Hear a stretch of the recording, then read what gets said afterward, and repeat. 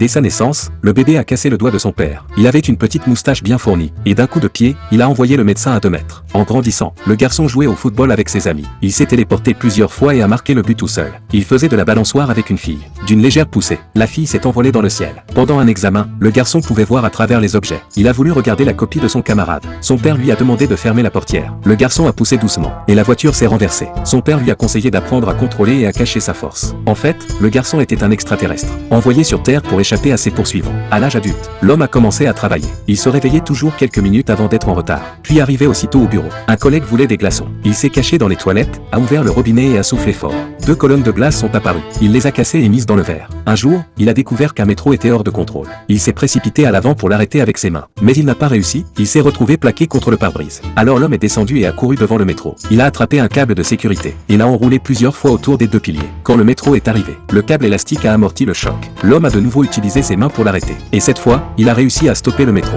L'homme s'est éclipsé discrètement. Mais la scène avait été filmée par les caméras de surveillance. Les forces maléfiques qui le pourchassaient ont ainsi découvert son identité. Ils ont donc envoyé une femme kidnapper celle qu'il aimait, pour l'attirer dans un piège, et l'enfermer dans une pièce. Mais l'homme a percé un trou dans le mur avec le laser de ses yeux, et s'est envolé avec sa bien-aimée et son ami. Les forces maléfiques n'ont pas abandonné, et ont retrouvé sa maison. L'homme s'est envolé, et a essayé de détruire l'armure avec ses poings. Mais en vain, il s'est même fait mal à la main. Le père de l'homme a tiré sur l'armure, mais la femme a aspiré le père à l'intérieur de l'armure. Elle a frappé l'homme avec l'armure, sans résultat. Alors la femme a sorti une tronçonneuse, prête à découper l'homme. Mais soudain, l'homme a explosé de rage, et a brisé le bras tronçonneuse de l'armure. La femme était stupéfaite. Elle a continué à attaquer l'homme frénétiquement avec l'armure. L'homme esquivait sans cesse. Puis il a volé devant la visière de l'armure et a soufflé de toutes ses forces. L'armure a été gelée. L'homme l'a frappé violemment. Toute l'armure s'est brisée, et s'est transformée en eau sur le sol. L'homme avait vaincu les forces maléfiques.